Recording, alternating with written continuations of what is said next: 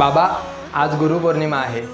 तुमच्याकडे मागितलेली कोणती गोष्ट कधी पूर्ण झाली नाही असं होतच नाही. तुम्हाला गुरुपौर्णिमेच्या माझ्याकडून खूप खूप शुभेच्छा. स्पर्श दूर करी दुःखाची सावली, गुरु भेटीसाठी झाली जीवाची काहिली.